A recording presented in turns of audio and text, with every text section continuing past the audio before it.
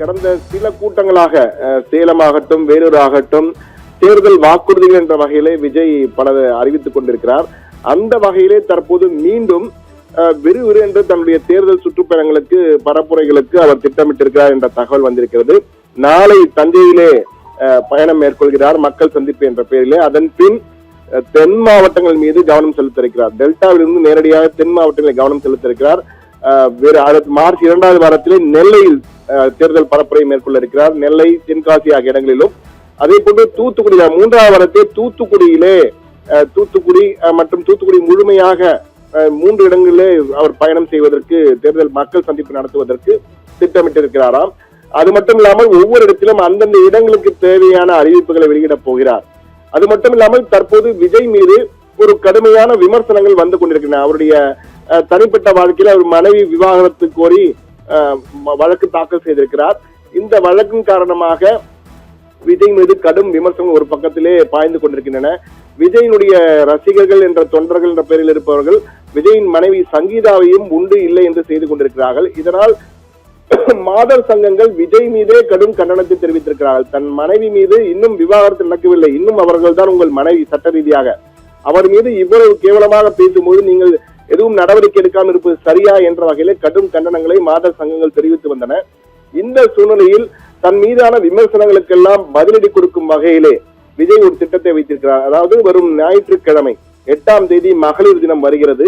மகளிர் தினத்தன்று மகளிர் போக்கஸுடன், அதாவது மகளிருக்கு முன்னுரிமை கொடுத்து பல திட்டங்களை அறிவித்து பல வாக்குறுதிகளை தந்து ஒரு தேர்தல் அறிக்கையை, முதல் தேர்தல் கட்ட அறிக்கையை வெளியிட இருக்கிறார் விஜய் என்ற தகவல் வந்திருக்கிறது.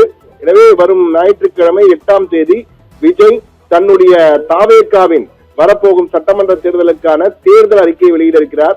இந்த தேர்தல் அறிக்கை மகளிர் தினத்தன்று வெளியிடுவதற்கு முக்கிய காரணம் மகளிர் போக்கஸுடன், மகளிருக்கு பல முன்னுரிமையை கொடுத்து பல திட்டங்களை, பல வாக்குறுதிகளை அறிவிக்கும் வகையில் ஒரு திட்டங்களை எல்லாம் ஒன்று சேர்த்து ஒரு தேர்தல் அறிக்கையாக வெளியிட இருக்கிறாராம் விஜய் அன்றைய தினத்திலே. எனவே தன் மீதான விமர்சனங்களுக்கு இது பதில் சொல்லும் என்ற வகையில் அவர் நம்பிக்கையுடன் தன்னுடைய நெருங்கிய சகாக்களுடன், தலைமை நிர்வாகியுடன் பேசியிருக்கிறாராம்.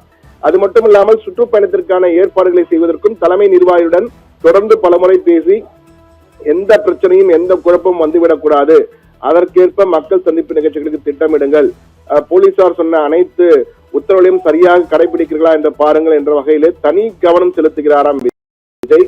வரப்போகும் சுற்றுப்பயணில் எந்த குழப்பமும் வந்துவிடக்கூடாது என்றால் நம்முடைய ஒவ்வொரு அடியும் பல கண்களால் பார்க்கப்படுவதால் ஏதேனும் சிக்கல்கள் இருந்தால் பெரிதாக விமர்சனம் வைப்பார்கள், மிகவும் கவனமாக செயல்பட வேண்டும் என ஒவ்வொரு தலைமை நிர்வாகிக்கும் தனிப்பட்ட முறையிலே அழைத்து உத்தரவிட்டிருக்கிறார் விஜய்.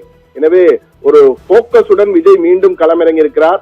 ஆனால் அவர் மீது தற்போது பெரும் விமர்சனங்கள் வைக்கப்பட்டிருக்கின்றன. குறிப்பாக அவருடைய மனைவி விவகாரத்தில் வழக்கிலே மிகப்பெரிய அளவுக்கு விமர்சனங்கள் வைக்கப்பட்டிருக்கிறது.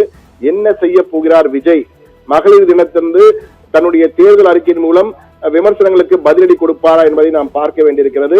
அது மட்டும் இல்லாமல் திருச்சி, பெரம்பலூர், நாகப்பட்டினம், திருவாரூர், கரூருக்கு பிறகு அவருடைய சுற்றுப்பயணத்தில் மிகப்பெரிய தடை ஏற்பட்டது. அந்த 41 பேர் பலியான சம்பவத்தால் அதிர்ந்து போய் வீட்டிற்குள்ளேயே முடங்கி இருந்தார். பிறகு ஈரோட்டிலே மீண்டும் ஆரம்பித்தார். அதன் பின் காஞ்சிபுரம், வேலூர், தஞ்சாவூர் என்று நாளை வருகிறது. எனவே தென் மாவட்டங்களிலே பெரிதாக இதுவரை கண்டுகொள்ளாமல் இருந்த விஜய் தென் மாவட்டங்களுக்கு 2வது வாரத்திலும் 3வது வாரத்திலும் குறிப்பாக திருநெல்வேலி, அதே போன்று தூத்துக்குடி 2 மாவட்டங்களுக்கும் முக்கியத்துவம் கொடுத்து 2-3 இடங்களிலே மக்கள் சந்திப்பு நடத்துவதற்கும் திட்டமிட்டிருப்பதாக நமக்கு தகவல்கள் கிடைத்திருக்கிறது. எனவே மீண்டும் விஜய் பட்டையை கிளப்ப தயாராகிவிட்டாரா என்ற ஒரு கேள்வி வந்திருக்கிறது. ஆனால் அவர் மீதான விமர்சனத்துக்கு எப்படி பதில் சொல்ல போகிறார் என்பதை பொறுத்துதான் அவருடைய அடுத்த கட்ட பயணங்கள் இருக்கும் என்று எதிர்பார்க்கப்படுகிறது. ஆனந்தி, தகவல்களுக்கு நன்றி சண்முக சுந்தரம்.